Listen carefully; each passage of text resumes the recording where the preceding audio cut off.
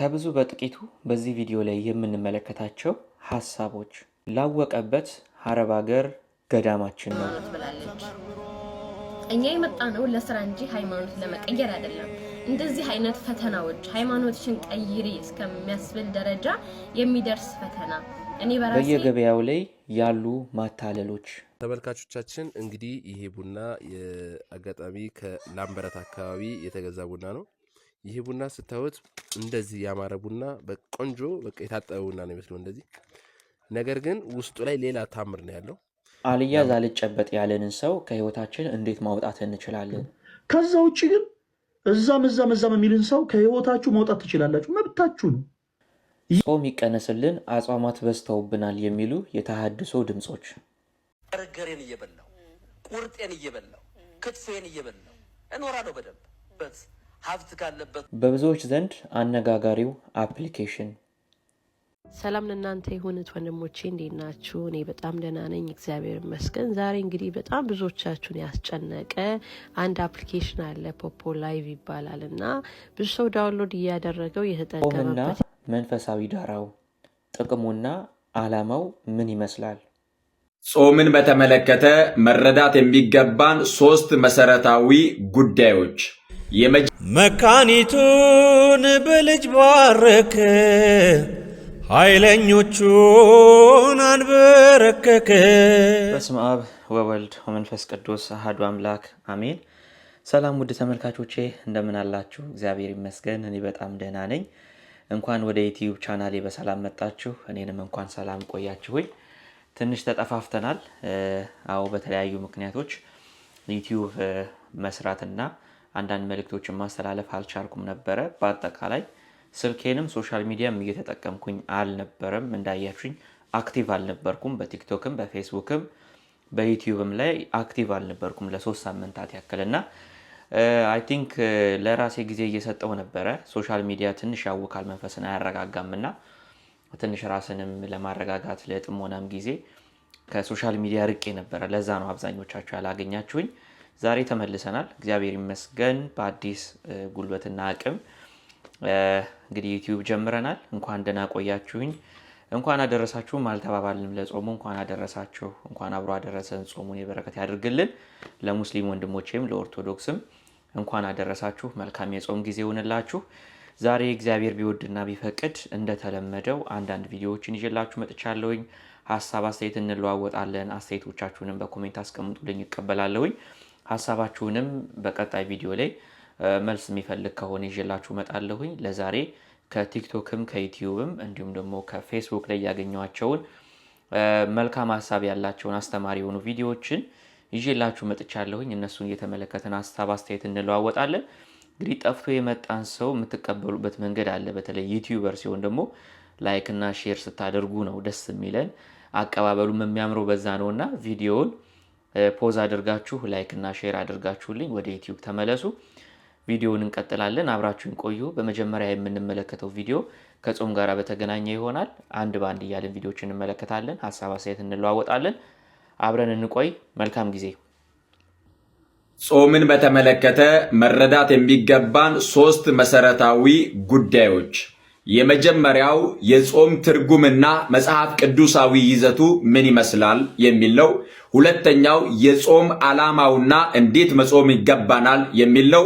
ሶስተኛው ደግሞ ቅበላን በተመለከተ የምንቀበለው ምንድነው፣ እንዴትስ መቀበል ይገባናል የሚል ነው። ስለ ጾም ስንነጋገር ጾም ማለት ፈቃደ ስጋን ለፈቃደ ነፍስ ማስገዛት ማለት ነው።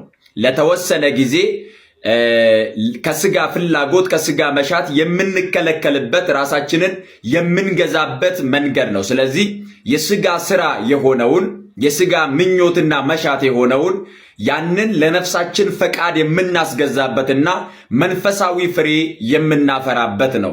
ይህንን በተመለከተ አባቶቻችን በተለይ ደግሞ ከሙሴ ጀምሮ ብዙዎች ጾመዋል። እንደ እግዚአብሔር ቃል ጾመው እንደ እግዚአብሔር ፈቃድ ኖረው ለምሳሌ ሙሴን ብንመለከት 40 ቀንና 40 ሌሊት እንጀራ ሳይበላ ውሃ ሳይጠጣ ጾሟል። ደግሞ የጾሙን ውጤት ተቀብሏል። ከእግዚአብሔር ዘንድ አስተሪዮን የተቀበለበት የቀድሞውን ዘመን ዘፍጥረትን ያየበት ደግሞም በእግዚአብሔር ቃል እንደ እግዚአብሔር ፈቃድ ጾሞ 10ቱን ትእዛዛት ከእግዚአብሔር የተቀበለበት ልዩ ጊዜ ነው ያ ጊዜ ማለት ነው። ከዚያ በኋላ እነ ዳንኤልን እነ ዳዊትን ሌሎቹን ብንመለከታቸው የስጋቸውን መሻት የስጋቸውን ፈቃድ ሊያነሳሳ የሚችለውን ትተው ራሳቸውን ለነፍሳቸው ፈቃድ በማስገዛት የጾሙበት ወራት ያ የጾም ጊዜ ነው። ስለዚህ ጾም ማለት በአጠቃላይ የስጋችንን መሻትና ምኞት ለነፍሳችን ፈቃድ የምናስገዛበት እንደ ፈቃዳችን ሳይሆን እንደ እግዚአብሔር ፈቃድ የምንቆይበት የተወሰነ ጊዜ ይህ ጾም ይባላል። ሁለተኛው የጾም ዓላማው ምንድን ነው? መጽሐፍ ቅዱስ ላይ የተጻፉት አጽዋማት በሙሉ ዓላማ አላቸው። ያለ ዓላማ የተጾመ ጾም የለም። እኛ ክርስቲያኖች ይህንን አብይ ጾም ስንጾም ዓላማችን ምንድን ነው የሚለውን መረዳት ያስፈልጋል። የምንጾመው ክርስቲያኖች ስለሆንን ብቻ ነው? ሰዎች ሲጾሙ ተመልክተን ነው ወይስ እንድንጾም ግዴታ ስለሆነ ነው? ለምንድን ነው የምንጾምበት? የየራሳችን ዓላማ ሊኖረው ይገባል። በልማድ ሳይሆን እንደ እግዚአብሔር ቃል መጾም ይገባናል ማለት ነው። ይህንን በዚህ በትንቢተ ኢሳይያስ ምዕራፍ 58 ላይ እግዚአብሔር እስራኤላውያንን ከገሰጸ በኋላ በጾማችሁ ወራት ፈቃዳችሁን ታደርጋላችሁ አላቸው። በጾማችሁ ቀን ያ በጾማችሁ ጊዜ ፈቃዳችሁን ታደርጋላችሁ፣ ሰራተኞቻችሁን ታስጨንቃላችሁ አለ። ይህ እንግዲህ የጾም ትርጉሙ ፈቃዳችንን ለፈቃዱ ማስገዛት ከሆነ በጾማችን ወራት ፈቃዳችንን ሳይሆን ፈቃዱን ነው ማድረግ የሚገባን ማለት ነው። ስለዚህ ፈቃዳችሁን ታደርጋላችሁ ካለ በኋላ ውጤቱ ምንድነው ሲል ሰራተኞቻችሁን ታስጨንቃላችሁ። እንደዚህ ጾማችሁ ጾመናል እግዚአብሔር ለምን አልሰማንም ብትሉ ይህ እግዚአብሔር የመረጠው ጾም አይደለም። እግዚአብሔር የመረጠው ምንድነው?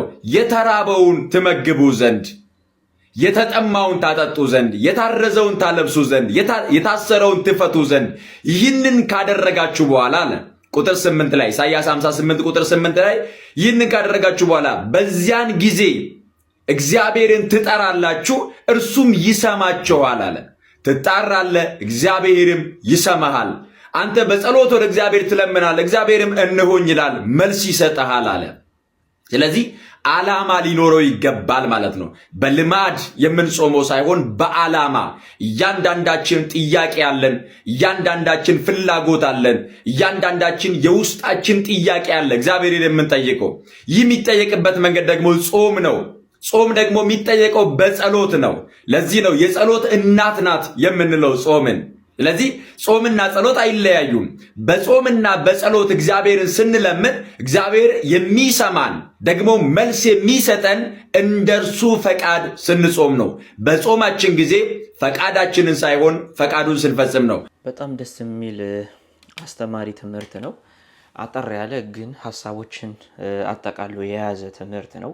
መንፈሳዊን ስራ በመስራት መንፈሳዊ ውጤትን ማግኘት፣ ሰማያዊ ውጤትን ማግኘት፣ ምድራዊ ጊዜያዊ ሳይሆን ሰማያዊና ዘላለማዊ ውጤትን ማግኘት የጾም ዓላማ ነው ማለት ነው። ስለዚህ ጾምን በዓላማ መጾም እንዲሁም ደግሞ መንፈሳዊ ስራዎችን በመስራት መጾም፣ ዝም ብለን እየተዋከብን ሳናስበው ለምን እንደምጾም ሳናቀው እየተዋከብን ብንጾም ውጤቱ ከንቱ ወይም ደግሞ የኪሎአችን ሊቀንስ ይችላል፣ ወይም ደግሞ ስጋችን ሊስማማው ይችላል እንጂ መንፈሳዊ ነገሩን ላናቆና ላናገኘው እንችላለን ማለት ነው። ለዛ ነው ጠላት ዲያብሎስ አብዝቶ ጾም በመጣ ጊዜ ላይ የሚፈተነን።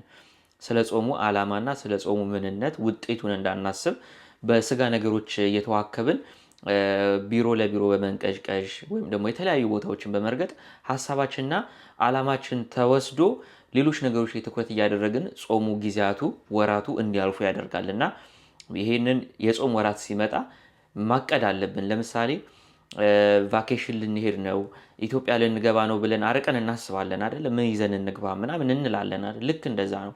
አብይ ጾም እኮ እየመጣ ነው። እንዴት አድርጌ ልቀበለው?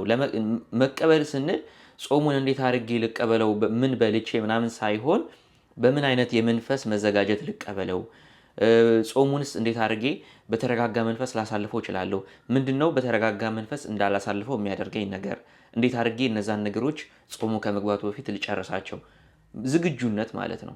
ቅበላ ማለት ያን ነውና ጾሙ እስከ 9 ሰዓት ሰዓቱ ይቀነስልን። መብራት ኃይል ልትከፍሉ ስንት ሰዓት ነው ወረፋ የምትይዙት? ይቀነስ በሉና እስቲ ይቀንስላችኋል። አይ ወረፋው ረዝሟል ብላችሁ እስኪ ኑ። አይ ወረፋው በዛ አልከፍልም ብትሉ ምን ይሆናል? ወረፋው ረዝሟል እስቲ ይቀነስ ወደ ነው ምን ይደረጋል? ኑሮ አይደል እያላችሁ ነው የምትሰለፉ። እና ይሄም ኑሮ ነው እንግዲህ ኑሮ ነው። እስከ 9 ሰዓት ሰልፍ በሉ እግዚአብሔርን ለማግኘት። እንዲያው ለምን ቀኑ ሙሉ አንራብ? አሁን ሸክም አይደለም እግዚአብሔር ሸክም። በነገራችን ላይ ይሄ ጾም ሰዓቱ ይቀነስልን ብለው ኮምፕሌን የሚያቀርቡ ሰዎች አሉ። ሰላም ለእናንተ ይሁንት ወንድሞቼ፣ እንዴት ናችሁ? እኔ በጣም ደህና ነኝ፣ እግዚአብሔር ይመስገን። ዛሬ እንግዲህ በጣም ብዙዎቻችሁን ያስጨነቀ አንድ አፕሊኬሽን አለ፣ ፖፖ ላይቭ ይባላል እና ብዙ ሰው ዳውንሎድ እያደረገው እየተጠቀመበት ያለ አፕሊኬሽን ነው እና በጣም ብዙ ሰው ደግሞ ሪሰንትሊ በጣም ብዙ ዲፕሬሽን ጭንቀት ውስጥ የገቡ ሰዎች በገንዘባቸው የተበሉ እህቶች በጣም እየወጡ ቪዲዮ እየሰሩ ነው ያሉት እና እኔም ደግሞ ያው እንደነዚህ አይነት አፕሊኬሽኖችን በፍጹም አልጠቀምም፣ ግን ለእናንተ ስል እንደው አንዳንድ ሰዎች ከሰሩትም እኔም ካነበብኩት አንዳንድ ኢንፎርሜሽኖችን ላቀብላችን የመጣሁት ከጠቀማችሁ በሚል እና እንግዲህ ይሄ አፕሊኬሽን ምንድን ነው የሚባለው? ፖፖ ላይቭ ይባላል። በጣም ብዙ ኤጀንቶች የኛ አበሾች ጨምሮ እንግዲህ እየወጡ እያስተዋወቁ አይዲ ነምበሬ እንደዚህ ነው፣ ግቡ፣ ይጠቅማችኋል፣ ገንዘብ ታገኙበታላችሁ፣ ቁጭ ብላችሁ ላይቭ በማየት ብቻ ገንዘብ ኮይን ትሰበስባላችሁ የሚሉ ብዙ ኤጀንቶች አሉ፣ የኛ አበሾች ማለት ነው። አይዲ ነምበር እንደዚህ አይዲ ነምበር ምናምን እያሉ እንግዲህ እናንተ በገባችሁ ቁጥር የሚከፈላቸው በኮሚሽንም ይሁን በወር ታስቦላቸው ብቻ የተወሰነ ጥቂት አንዷም ስትናገር በ2 ወር ውስጥ $10 ብቻ ነው የተከፈላት። እቺ ኤጀንት ናት እንግዲህ አስቡ። እንግዲህ ሌሎችን ግቡ እያለች ምታበረታታ ማለት ነው። ለሷም አልተጠቀመችም እንኳን ሌላ ሰውን አስገብታ ህይወታቸው ልታስቀይር ይቀርና ማለት ነው። እና እዚህ አፕሊኬሽን ላይ በ4 መንገዶች ገንዘብ ታገኛላችሁ ይላችኋል። በምን መልኩ ነው የሚለውንና አንደኛው ነው በጣም የከፋ ነው። እንግዲህ የመጀመሪያ ብለው ያስቀመጡት ምንድነው ላይቭ በመግባት ከሌሎች ሰዎች ጋር ኢንተራክት በማድረግ ጌም በመጫወት እንግዲህ ኮይን መሰብሰብ ትችላላችሁ ነው። ሁለተኛው ደግሞ ጊፍት በሚሰጣችሁ ነው። ቁጭ ስትሉ ሰዎች መጥተው እንግዲህ ልክ እንደ ቲክቶክ አበባም የተለያዩ ነገሮችን ይወረውሩላቸዋል።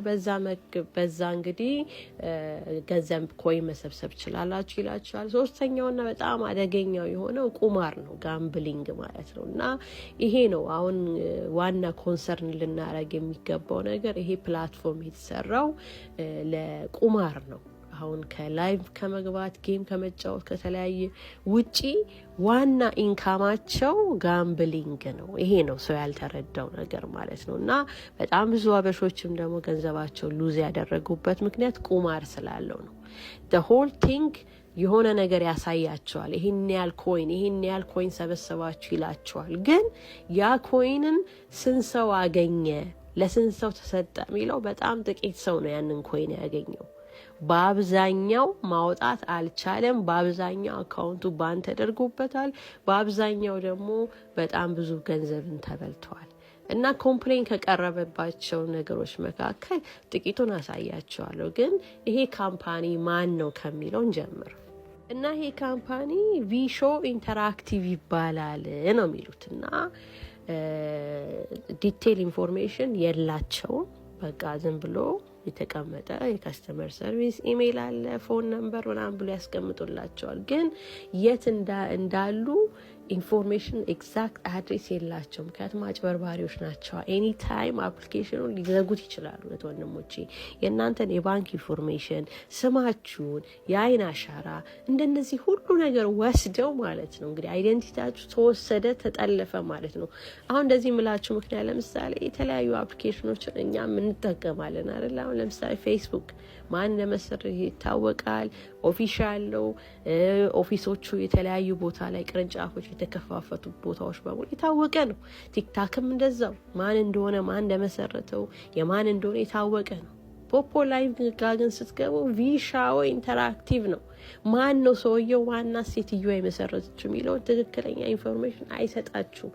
የተሳሳተ ኢንፎርሜሽን ነው እዛ ላይ የተቀመጠው ማለት ነው። እና ከፕራይቬሲ ኮንሰርኑ እንነሳ ማለት ነውና ብዙዎች ኮምፕሌን ያደረጉትን ነገር ከዛ እንሂድ። የመጀመሪያው እንግዲህ ሰዎች በጣም ኮምፕሌን ካደረጉት መካከል አንደኛው ፔመንት ኢሹ ነው ይላል። እንግዲህ ፔመንት ኢሹ ላይ ምንድነው ኮይኑ ይሄን ያህል ኮይን ሰርታችኋል ዊዝድሮ ማድረግ ትችላላችሁ በአገራችሁ ገንዘብ ኮንቨርት አድርጋችሁ ማድረግ ይችላላችሁ ይላል። ግን ለማውጣት ሲሞክሩ ግን እምቢ ያላቸው ነው። እንደውም አንዳንዱን ማለት ነው ባልታወቀ ሁኔታ በጣም ብዙ ኮይን ሰብስበው ከአካውንቱ ላይ ራሱ ባን የተደረጉ አሉ ማለት ነው። እስቲ እንቀጥል። ሌላ ደግሞ ምን ይላል? ሁለተኛው ደግሞ እዚህ ጋር እንደምታዩት ነው ፌክ ፕሮፋይል ኤንድ ስካምስ ናቸው። አሁን ፕሮፋይል ቅድም ያልኳችሁ ምንድነው ምንነታቸው አልታወቀም። ጀስት ዝም ብሎ የተቀመጠው ቪሾ ኢንተራክቲቭ ቴክኖሎጂ ብለው ነው ያስቀመጡት እና ሎኬሽናቸው የት እንደሆነ የት ሀገር እንደሆነ ኤግዛክት ቦታ አንድ ቦታ ላይ ቻይና ይላቸዋል፣ አንድ ቦታ ላይ ቪየትናም ይላቸዋል። ዋና የሰዎቹ ስም የለም ከነጭራሹ ማለት ነው። እና እንደውም በጣም በሚገርማችሁ ሁኔታ ላይ ገብቼ ማን ነው እንግዲህ መስራቹ ሲኢኦ ማን ነው የዚህ የፖፖ ላይ ብዬ ሰርች ሳደርግ እንደዚህ ማይክ ቪን የተባለ ግለሰብ ነው ይላቸዋል። ከዛ ደግሞ ወደታች ወረድ ስትሉ ደግሞ ሌላ የህንድ ስም ነው የሚያመጣላችሁ። ዳሚንስ እነዚህ ሰዎች በጣም በሚስጥር የተጠበቀ እንግዲህ ማንነታቸው ያልታወቀ የት ሀገር እንደሆኑ ግን ሰውን በዚህ ፕላትፎርም የያዙ አደገኛ ግሩፖች ናቸው። በተለይ ደግሞ ጋምብሊንግ ቁማርን በተመለከተ ማለት ነው። እና ቤዚክሊ ለነዚህ ሰዎች የማይታወቁ ሰዎች ኢንፎርሜሽናችሁን ሰጣችኋል። ፊት አሻራችሁ ምናችሁን ሁሉ ነው ኢንፎርሜሽናቸው የናንተ አላቸው ከባንክ ኢንፎርሜሽን ጀምሮ እና እነዚህ የማይታወቁ ላይ ነው እንግዲህ ገንዘብ ይሰራል እንዲህ ነው እያላችሁ ያላችሁ። እንግዲህ ፍርዱን ለናንተ። አሁን እንቀጥል።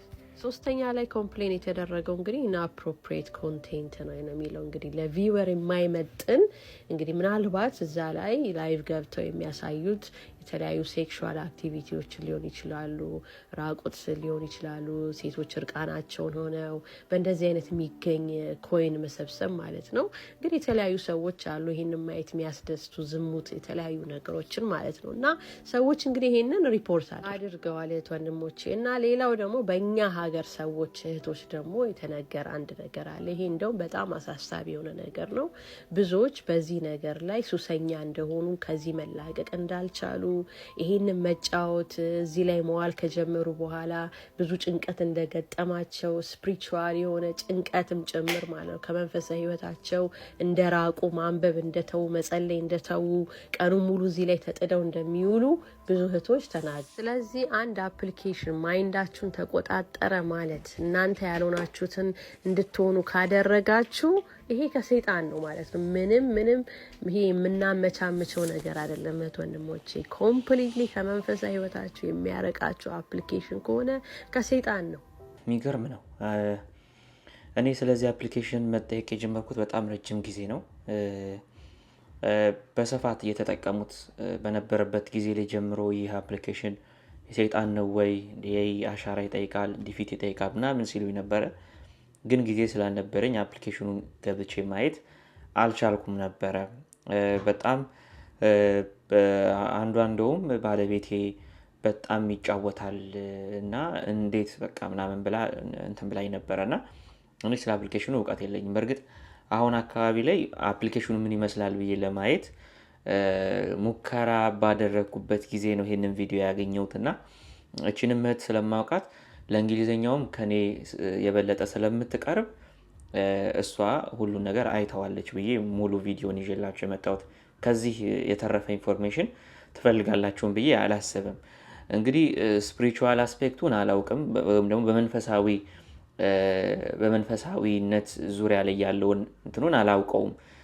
ምክንያቱም አንዳንድ ቪዲዮዎች ላይ ከሰይጣን ጋር ይገናኛል እንደዚህ አይነት መንፈስ ምናምን የሚባሉ ነገሮችን ስላየሁኝና እኔም በግሌ የደረስኩበት ነገር ስለሌለ በዛ በኩል ልነግራችሁ የምችለው ነገር የለኝም። ነገር ግን እንደነዚህ አይነት ጌሞች በተለይ ደግሞ ትንሽዬ ሳንቲም ጣል የሚያደርጉ ጌሞች በጣም ኢትዮጵያውያንን ተቆጣጥረዋቸዋል ማለት ይቻላል። እኔም በፊት እጫወት ነበር። የምጫወተው ግን እንደዚህ አይነቱን ሳይሆን ኖርማሊ ፕሌይ ስቶር ላይ ያሉ ገንዘብ እንሰጣለን የሚሉ ጌሞችን እጫወት ነበረ። ሆኖም ግን ከትንሽዬ ሳንቲም ውጪ የሚሰጡት ነገር የለም። ላይክ በሳንቲም ደረጃ ነው የሚሰጧችሁ።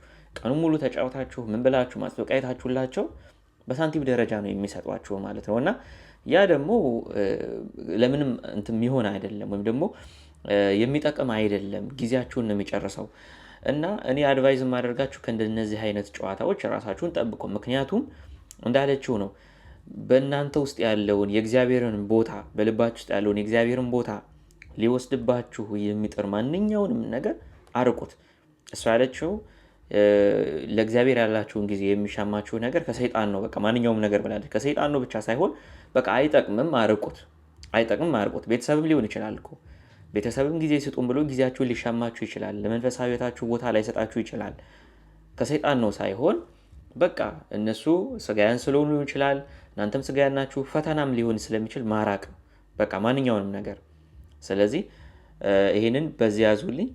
ሌላው እንደነዚህ አይነት ጌሞችን መጫወት የምትፈልጉ እህትና ወንድሞች እንደው መጫወት እንኳን ከፈለጋችሁ መጀመሪያ ማድረግ ያለባችሁ ነገር ምንድን ነው ካላችሁኝ፣ ያ አፕሊኬሽን እንደሚባለው ወይም ደግሞ ማስታወቂያው እንደሚያሳየው ገንዘብ ይሰጣል ወይ? ምን ያክል ገንዘብ ነው የሚሰጠው?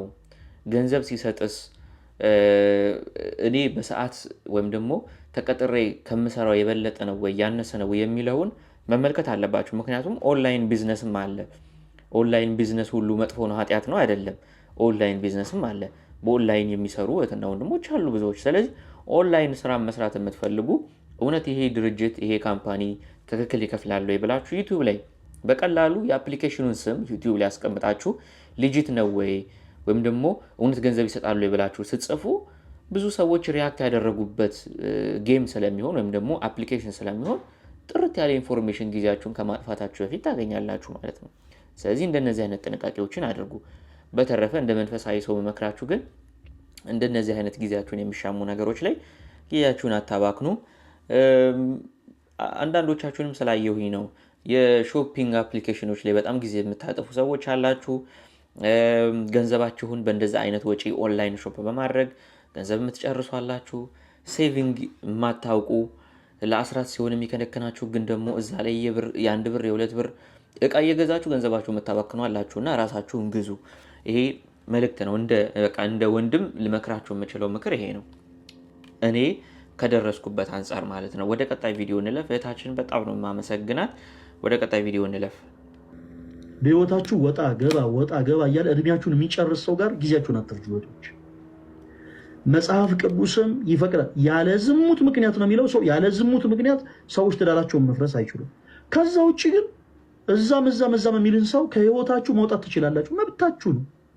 ይቅር ተባባሉ ማለት ሞኞቹን ማለት አይደለም። ኦኬ። ማንም ለምሳሌ መስቀል የጨበጠ ቆብ የሚያደርገ ሰው መጥቶ ነፍሳችሁ ሲያስጨንቅ ዝም ብላችሁ አይክበላችሁ ተወዳጆች። ነው አባታችን በቃ መጽሐፍ ቅዱስም እንዲህ ይለኛል። ኦኬ። ክርስቶስ ኢየሱስም ደግሞ እንዲህ ብሎ አስተምሮኛልና በፍጹም እንዲህ የማይመስሉኝን ሰዎች በአጠቃላይ ከህይወት ያርቃለሁ በሉ። የማይመስላችሁን ሰዎች በአጠቃላይ በውስጣችሁ ይዛችሁ አቅፋችሁ ኑሩ የሚል የቤተክርስቲያን ትምህርት የለም። እንደ ድንጋይ ተሸክማችሁ ዙሩ የሚል የቤተክርስቲያን ትምህርት የለም። በጣም ጥንቃቄ ያስፈልጋል። ውስጣቸው ሰይጣን የሆኑ ሰዎች ያሉት በጣም ጥንቃቄ የሚያስፈልግ ማለት ነው። ይቅር ልትባባሉ የሚገባው ኦኬ። ይቅርታ ምን ማለት ነው?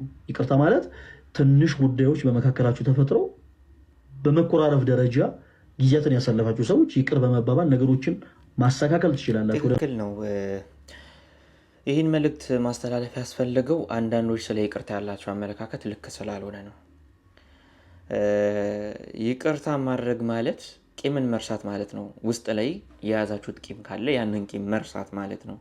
ይቅርታ ማድረግ ማለት ቂምን መርሳት ወይም ደግሞ ለዛ ሰው ያለንን ወይም ደግሞ የነበረንን ክፉ አመለካከት በቀል ሊሆን ይችላል መተውና ኒውትራል መሆን ማለት ነው። ከዛ በኋላ ከዛ ሰው ጋር የነበረንን ሪሌሽንሽፕ መቀጠል ካለብን መቀጠል፣ ካልሆነም ደግሞ ፖዚቲቭ በሆነ ማይንድ ከዛ ሰው መለየት ማለት ነው ይቅርታ ማለት እንጂ አብሮ መልሶ መገናኘት ማለት አይደለም። ወይም ደግሞ መገናኘት የሚያስችል ግንኙነት ከሆነ መገናኘት ይቻላል። ነገር ግን አሁንም የሚበድላችሁን ከመንፈሳዊ ሕይወታችሁ ሊያርቃችሁ በቃ ለእናንተ እድገት እንቅፋት የሆነ ከእግዚአብሔር ጋር ላላችሁ ግንኙነት እንቅፋት የሆነ ሰው ካለ ሳትጣሉ ፖዚቲቭ በሆነ ማይንድ ቂም ሳትይዙበት ለመበቀል ሳታስቡ ግቡ ሳታስቡበት ሐሜት ውስጥ ሳትገቡ ያንን ሰው ሰላም ይብዛ ብላችሁ መለየት ትችላላችሁ።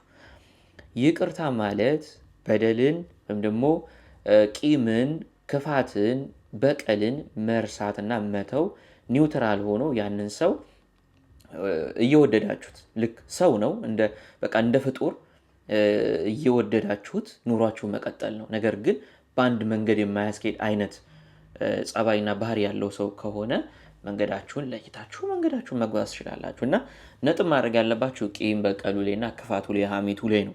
ያቺን አስወግዷት። እንደ መንፈሳዊ ሰው ያንን አስወግዱ። ካልሆነ ደግሞ መንገዳችሁን መቀጠል ነው። ስለዚህ ይቅርታ ማለት ይሄ ነው። ስለዚህ ይቅርታ ያላችሁትን ሰው ይቅርታ ስላላችሁት ወይም ደግሞ ቂሙን በቀሉን ስለረሳችሁለት ግዴታ አብራችሁ መሆን አለባችሁ፣ መብላት መጠጣት አለባችሁ ማለት አይደለም። አንዳንድ ሰው አለ ከስተቱ የማይማር። እንደዚህ አይነትን ሰው አሁንም ይቅርታ ብላችሁለት አሁንም እያስከፋችሁ ቂም እያያዛችሁበት፣ ቂም ደግሞ ለመንፈሳዊ ሕይወት ደግሞ እንቅፋት ነው። ለመንፈሳዊ ሕይወታችሁ እንቅፋት እየሆነባችሁ ዝም ብላችሁ ከምትተሻሹ አንተ በመንገድ እኔም በመንገድ ብላችሁ መለያየቱ መልካም ነውና እንደ መንፈሳዊ ሰው የመመክራችሁ ይሄንን ነው። ወደ ቀጣይ ቪዲዮ እናልፋለን። በቀጣይ የምንመለከተው እነ ሆድ አምላኩን ይሆናል። እስኪ እንመልከታቸው። ቅድም ጾም በስቷል ሊቀነሱ የሚሉ አይነት ሰዎች እንዳሉ ከዚህ ቪዲዮ መረዳት ትችላላችሁ። በርገሬን እየበላው ቁርጤን እየበላው ክትፌን እየበላው እኖራለሁ በደንብ በት ሀብት ካለበት ወጥቶ እንዴት ሆኖ ሊኖር ነው ብለው ነው የሚያስቡት። እኔ እንደው በደንብ ነው የምኖረው፣ በደንብ ኦሪጂናል ኖሮ በርገሬን እየበላው ቁርጤን እየበላው ክትፌን እየበላው እኖራለሁ በደንብ። እናንተ ደካሞ ሸክማችሁ ከበደ ወደ እኔ ኑ እኔ አሳርፋችኋለሁ አለ እና አሳረፈኛ። አሁን ሰዓታት ቆም የሚለኝ ሰው ሙቷል ፍታት ፍታ የሚለኝ የለም። አሁን ንግስ ነቅሷል ተረስና ምድራዊ ምጽዋት ተቀበል የሚለኝ ሰው የለ፣ ቀብር አስቀብር የሚለኝ ሰው የለ። እንደው ከስንቱ ዳንሁኝ እንደው ከስንቱ ዳንሁኝ። አሁን ክርስቶስን እያመለኩ ማራራታ እያልኩ እኖራለሁ። ከኦርቶዶክስ ቤተክርስቲያን ጾም ሰልችቷቸው፣ ጸሎት ሰልችቷቸው፣ ቅዳሴው ማህሌቱ ሰዓታቱ በዛ ብለው እንዲህ ልበሽ እንዲያትልበስ እንደዚህ ብላ እንዲያትብላ መባል ታክቷቸው ለምን ዘና ብዬ አልኖርም ብለው የወጡ ሰዎች አሉ። የሉ በጾም ይወጣሉ። በጾም ምክንያት አንድ ሰሞን ተሐድሶ የሚባሉ ሰዎች ትሰሙ ነበር አይደል? ተቋም የነበረ ተሐድሶ ማለት ምንም ማለት ኦርቶዶክስ ነኝ ብሎ ድርግ እንዴ ማለት ነው ስናብራራው። እና እነዚህ ሰዎች መግለጫ ሲያወጡ አንዱ ቤተክርስቲያኗን የተቹት ጾም በስቷል፣ ጾም በስቷል፣ መቀነስ አለበት፣ ጾም በስቷል። የሐዋርያት ጾም መጾም ያለበት 12 ቀን ነው። ስንት ቀን እንዲህም ብለዋል። ለምን ተራቀው ሞተዋል አይደለ? በጣም ጥሩ። ሐዋርያት 12 ስለሆኑ ስንት ቀን ይጾማሉ? የነነዌ ጾም ስንት ቀን ነው የሚጾመው? የነነዌ ህዝብ ስንት ነው? በጣም ያስቃል። እና ጾም ታክቶት የሚወጣ ሰው አለ፣ ውስጥም ሆኖ የሚያጉረመርም አለ። የጾም ነገር በዛ ነው። እንደምታውቁት በእኛ ቤተክርስቲያን ከአመቱ ከግማሽ በላይ እንጾማለን። ወደ 8 ወር እንጾማለን። ምናልባት 8 ወር ስል እነዚህ ሰዎች ገለውና እንደኔ ያልደመርኩትም ነበር እንዳትሆን። እና ጾምን ቁጥሩ ብዙ ነው፣ እሱ ላይ ክርክር የላትም ቤተክርስቲያን። ግን ጾምን የስጋ ረሃብ ነው። እስቲ ጾም በሉ። የስጋ ረሃብ፣ የነፍስ ጥጋብ። ስለዚህ ቤተክርስቲያን ያበዛችው ረሃብ ሳይሆን ምንድነው? ጥጋብ ነው። ይህችን ቤተክርስቲያን ስለሰጠን ስሙ የተመሰገነ ይሁን። ልክ ነው እንዳልኳችሁ ነው። ቅድም ውጤቱ ሰማያዊና መንፈሳዊ ነው። ግን እነ ሆድ አምላኩ እነ ፍራሽ አዳሽ እንደዚህ አይነት መግለጫ ማውጣታቸው እኔ ዛሬ ገና መስማቴ ነው። በጣም ነው የሚገርመው እውነት ለመናገር። እና እናንተ ደካሞች ሸክማችሁ የበዛ ያለው ከቅዳሴ ከማለት ከመንፈሳዊ ነገር ሊያሳርፈን ነው እንዴ? በምን አይነት መንገድ ተረድተው አሁን እነዚህ ሰዎች እውነት በትክክለኛ ኦርቶዶክስን ተረድተው የኖሩ ናቸው አሁን የወጡት? በጣም ከባድ ነው። አስቡት እንግዲህ ኦርቶዶክስ ነኝ እያለ ግግም የሚል ጴንጤ ማለት እነዚህ ናቸው። ኦርቶዶክስ ነኝ እያለ ግግም የሚል ጴንጤ ማለት እነ ፍራሽ አዳሽ ተሐድሶ ናቸው። በጣም የሚገርም ነው። ቪዲዮ እየረዘመብኝ ስለሆነ አንድ ደስ የምትል ቪዲዮ በመጨረሻ ላይ ያሰማችኋለሁ። በጣም ደስ የሚል ሐሳብ ያለው ነው። ለረጅም ጊዜ ነው ቪዲዮውን kiasኩት።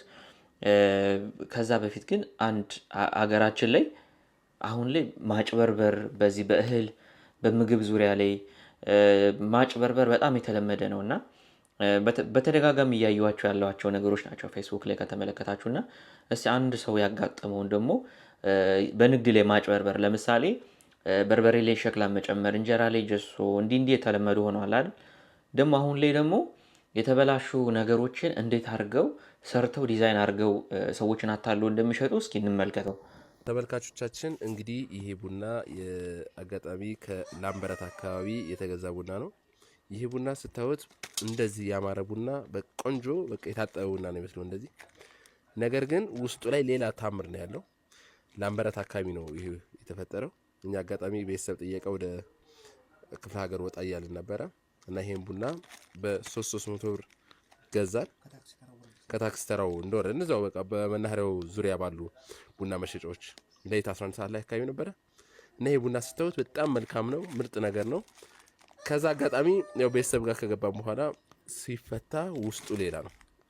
እንግዲህ እንደምታዩት መልኩ ይሄው ልፈታው ነው።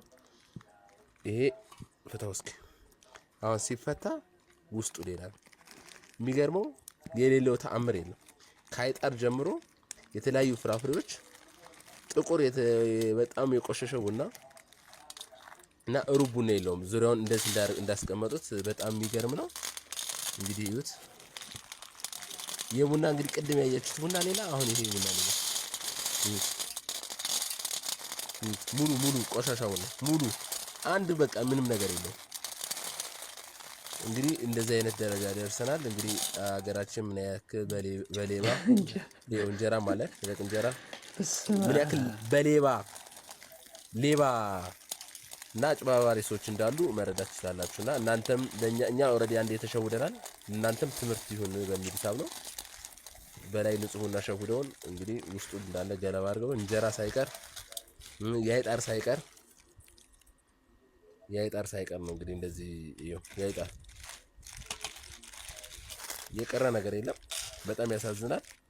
እንግዲህ ትምህርት ይሁን በሚል ሂሳብ ነው። እናመሰግናለን። በተለይ ኢትዮጵያ ያላችሁ ያው ተጠንቀቁ ነው የምንላችሁ። ብዙ ነገር ያው ታርጌት የሚደረጉት ከውጪ የሚገቡ እህትና ወንድሞች ላይ ነው፣ ወይም ደግሞ የሀገሪቷን ሲስተም በደንብ ያልተረዱት ላይ ነው። በተለይ መጠንቀቅ ያለባችሁ ወደ ሀገር የምትገቡ ከየትኛውም ሀገር ወደ ሀገር ቤት የምትገቡ ሰዎች ዶላር እንመነዝራለን የምትሉ የትኛውንም ገንዘብ እንመነዝራለን ብላችሁ ገንዘብ ይዛችሁ የምትገቡና በጥቁር በብላክ መነዝራለሁ የምትሉ ሰዎች በጣም መጠንቀቅ አለባችሁ። በጣም ነው እየተሰራ ያለው ማታለል። ትላንትና አረብ ሀገር ገዳም ነው ብዬ በሰራሁት ቪዲዮ ላይ ብዙዎቻችሁ ለምን ብላችሁኛል። እኔም ለምን የሚለውን ጥያቄ ስለፈለኩት ለምን ብላችሁ ጠይቁኝ ብዬ ነበረ። ብዙ እህቶቼ መልስ ሰጥተዋል። የኔን ሐሳብ የሚጋሩ እውነቱ የገባቸው ከማየትና ከመስማት የቱ ይበልጣል ተብሎ ቢጠየቅ ማየት እንደምትሉት ሁሉ እኛ ደግሞ ኖረንበት በተግባር ያየነው የዳሰስነው ነገር ስለሆነ በኮንፊደንስ መናገር እንችላለን። ምናልባት ያላያችሁት ሌላ ጽሑፍ አይቻለሁ፣ ደስ የማይል ጽሑፍ አይቻለሁ። ምክንያቱም ስላላያችሁት ነው፣ ስላልኖራችሁበት በመኖር ላይ የተመሰረተ ነገር ስላልያዛችሁ። ኦኬ ግን ላወቀበት ነው ያልኩት። አረብ ሀገር ገዳም አይደለም፣ ላወቀበት ነው ያልኩት። እችን ነጥብ ያዙልኝ በማስተዋል። እንዴት ነው የሰው ልጅ በህይወተ ስጋ ሲኖር አንድ በቅድስና በድንግልና በምንኩስና እንደ ቅዱሳን አባቶቻችን በበዓት ውስጥ ተወስነው በገዳም ውስጥ ይኖራሉ። ሁለተኛ ደግሞ እንደ አብርሃምና እንደ ሳራ በዓለም ላይ የኖሩ እግዚአብሔርን ደስ እያሰኙ በትዳር ተወስነው ይስሐቅን የመሰለ ታዛዥ ልጅ ወልደው ይኖራሉ። ሶስተኛ ደግሞ ሳያገቡም ሳይመነኩሱም ከዚህ ዓለም በሞት መለየት ነው እና ገዳምና አረብ ሀገር ያገናኘውት ምክንያት በገዳም ውስጥ የሚኖሩ አባቶቻችን ተጋድሏቸው እግዚአብሔርን ደስ ለማሰኘት ያገባ መልካም አደረገ፣ ያላገባ የተሻለ አደረገ። ያገባ ሚስቱ እንዴት ደስ እንደሚያሰኝ ያስባል፣ ያላገባ ደግሞ እግዚአብሔርን እንዴት ደስ እንደሚያሰኝ ያስባል እንደተባለው እግዚአብሔርን ደስ ለማሰኘት የእግዚአብሔር ፍቅሩ ስቧቸው መንነዋል። እኛ ደግሞ ገንዘብን ብለን የመጣ ነው በአረብ ሀገር ግን ከማይመስሉን ሰዎች ጋር ቋንቋቸው፣ ሃይማኖታቸው፣ ምግባራቸው፣ ግብራቸው ከኛ ጋር ከማይመስሉ ሰዎች መካከል እየኖርን በብዙ ፈተናዎች ውስጥ ሃይማኖታችሁን ቀይሩ። አሁን አይቻለሁ ኮሜንት ላይ ሃይማኖትሽን ቀይሪ እያለችኝ ነው፣ አሰሪ ላስተምርሽ እያለችኝ ነው የነሱን ሃይማኖት ብላለች። እኛ የመጣ ነው ለስራ እንጂ ሃይማኖት ለመቀየር አይደለም። እንደዚህ አይነት ፈተናዎች ሃይማኖትሽን ቀይሪ እስከሚያስብል ደረጃ የሚደርስ ፈተና እኔ በራሴ መስቀልሽን በጥሺ እስከመባል ደርሻለሁ። ግን እግዚአብሔር አምላክ አሳልፎ አይሰጠንም። ምክንያቱም ተመርጠን እንጂ መርጠን ኦርቶዶክስ ስላልሆን ክርስቲያን ስላልሆን ማለት ነው። እና ገዳምንና አረብ ሀገርን ያገናኘውበት ምክንያት ምንድነው? በአረብ ሀገር ስትኖሩ እኔ አሁን ስልኬን እጠቀምበታለሁ። ስልኬን ብዘጋው ማንም አያገኝም። ስራዬ ላይ ነው ሙለው፣ ከሰሪዎች ጋር ነው ሙለው። ስራዬን ሰራለሁኝ ባለችኝ ታይም ወይ ላነብ እችላለሁ፣ ወይ ልጸልይ እችላለሁ፣ ወይ ልሰግድ እችላለሁ፣ ወይ የሆነ መንፈሳዊ የሆኑ ማህበራት ላይ ልሳተፍ እችላለሁ። ባለኝ ስራዬን ሰርቼ እንደዛ ማድረግ እችላለሁ። ከሌላ ሰው ጋር ማውራት አይጠበቅብኝም። በዚህ ወጣ በዚህ ወረደ፣ ሀሜት፣ አሉባልታ ምንም የሚያገኘው ነገር የለም። አንድ አረብ ሀገር ያለ ራሱ ለጠበቀ ሰው ለተጠቀመበት ማለት ላወቀበት ነው። በገዳም ውስጥ የሚኖር አንድ መናኝ ተጋድሎ ከዳይብሎስ ጋር ነው። ፈተናው የሚወረወረው ፍላጻው ከዳይብሎስ ነው፣ በረከቱ ደግሞ ከእግዚአብሔር ነው። እኛ በመጾማችን፣ እኛ በመጸለያችን፣ እኛ በመስገዳችን በሰው ሀገር ይሄን በማድረጋችን በረከትን እናገኛለን። በዛ አንጻር ደግሞ ከአሰሪዎቻችን የሚወረወሩ ፍላጻዎች አሉ። ከስራችን ጋራ ከኑሯችን ጋራ ብዙ ከቤተሰብ የሚወረወር ብዙ ነገሮች አሉ፣ ብዙ ችግሮች አሉና እነኚህን ሁሉ ተቋቁሞ እግዚአብሔርን እያገለገሉ ማለትም በተለይ ቤተክርስቲያን የሚያገኙት ዱባይ፣ ቤሩት፣ ኳታር፣ ባህሬን እንደኔ ደግሞ ኩዌት ያሉ እግዚአብሔር አምላክ የፈቀደላቸው እግዚአብሔር አምላክ ያደላቸው ቤተክርስቲያን የሚያገኙ ሄደው ቤተክርስቲያን በ15ም በወርም ሄደው የሚሳለሙ እህቶች ደግሞ ይበልጥ የተመረጡ ናቸው። ለምን? በፈቃዳቸው ጊዜ ሄደው ቤተክርስቲያንን ይሰማሉ፣ ንስሐ ይገባሉ፣ መጾም ባለባቸው ጊዜ ይጾማሉ። እግዚአብሔር አምላክ ከፈቀደላቸው ደግሞ ስጋውና ደሙን ይቀበላሉ። ከዛ ወደ ስራ ገበታቸው ሲመለሱ ልብሳቸውን ቀይረው ስራቸውን ይሰራሉ። እንዲህ የሚያደርጉ እጅግ በጣም ብዙ እህቶች አሉ። ይሄ የገዳም ኑሮ በሉት ማለት ከማንም ጋር አትገናኙም። በቃ ሰላማዊ ህይወት ነው። ስራችሁን ትሰራላችሁ። ሀበሻ ምናምን አታዩም። ወሬ ምናምን የለም። ከራሳችሁ ጋር የጽሞና ጊዜ፣ የአርምሞ ጊዜ ስልካችሁን ብትዘጉ ማንም ሰው ያገኛችሁ ዝም ማለት ትማራላችሁ። ዝም ትላላችሁ። በዛ ጊዜ ምን እያደረኩ ነው? ምን እየሰራው ነው? ወዴት እየሄድኩ ነው ብላችሁ እንድታስቡ ያደርጋችኋል። ከአሰሪዎቻችሁ ጋር ስራችሁን ትሰራላችሁ። ከዛ በኋላ ከራሳችሁ ጋር ታወራላችሁ፣ ከእግዚአብሔር ጋር ታወራላችሁ። ባላችሁ ሰዓት ትጸልያላችሁ። ብትጾሙ ለምን ጾማችሁ የሚላችሁ ሰው የለም። ኢትዮጵያ ብትሆኑ ወይም ከብዙ ሰዎች ጋር የምትኖሩ ቢሆን ወይም በዓለም ላይ ነን ያለ ነው። ግን አረብ ሀገርን የተሻለ ነው ወይም ገዳም ነው ያልኩበት አንዱ ምክንያት ከአሰሪዎቻችሁ ጋር እስካላችሁ ድረስ ብትጾሙ እስከ ስንት ሰዓት ጾማችሁ የሚላችሁ ሰው የለም። አይ እኔ አልበላም ዛሬ ማለትም ትችላላችሁ። እስከ ስንት ሰዓት ጾማችሁ የሚላችሁ ሰው የለም። ብትጸልዩ ለምን ጸልያችሁ፣ ክፍል ካላችሁ በተለይ የራሳችሁ የሆነ ክላስ ካላችሁ ለምን ጸልያችሁ የሚል የለም። ብትሰግዱ ለምን ይሄን ያክል ሰገድሽ የሚልሽ የለም፣ የሚለን የለም። ንስሐ ብንገባ ለምን ንስሐ ገባችሁ የሚለን የለም። እስከፈለገን ሰዓት ውለን አድረንም ብንጾም ብንቆይ ማንም የሚናገረን አካል የለም። ዝም ማለት ብንፈልግ ከአሰሪዎቻችን ጋር ስራችንን እንሰራለን፣ ዝም እንላለን። እና ከሰዎች ጋር ስትሆኑ ወይን ብሉ ልትባሉ ትችላላችሁ፣ ወይን የሆነ ነገር ብቻ ብቻን መሆንን እንድትለማመዱ ያደርጋችኋል። እኔ ከተሞክሮም ነው ይሄንን የምለው። የምሰራቸውን እያንዳንዱ ቪዲዮዎች ብዘምር ቤቴ የምዘምረው ነው እዚህ ጋር የምዘምረው ብናገር ራሴ የማደርገው ኖርማል ህይወቴን ነው የምናገረው። ስለዚህ አረብ ሀገር ያሉ እህቶቼ ከተጠቀሙበት ብዙ ፈተናዎች አሉ፣ እጅግ በጣም ብዙ ፈተናዎች አሉ። ከአሰሪዎቻችን፣ ከስራ ቦታችን፣ ከህይወታችን፣ ከብዙ ነገሮች አንፃር ፈተናዎች አሉ። ግን በዛ ሁሉ ውስጥ ማህበራት ላይ እየተሳተፉ በጣም ብዙ ሊቅ የሆኑ እህቶች አሉ። በጣም በግዕዙም በአማርኛውም ሚስጥራትን የሚያውቁ ሚስጥራተ ቤተክርስቲያን የተማሩ ብዙ እውቀት ያላቸው ወንጌልን የተማሩ ብዙ እህቶች አሉ። እነኚህ አረብ ሀገርን የተጠቀሙበት ሴቶች ናቸው። ነገ ሀገራቸው ሲገቡ ለልጃቸው ምን ማስተማር እንዳለባቸው የሚያውቁ የጠፉትን የሚመልሱ በዛ መንገድ ሲሄዱ ነው በዚህ ነው መሄድ ያለባችሁ ብለው ቤተሰቦቻቸው ለንስሐ ያበቁ ቤተሰቦቻቸው ለስጋው ደግሞ ያበቁ እህቶች አሉ።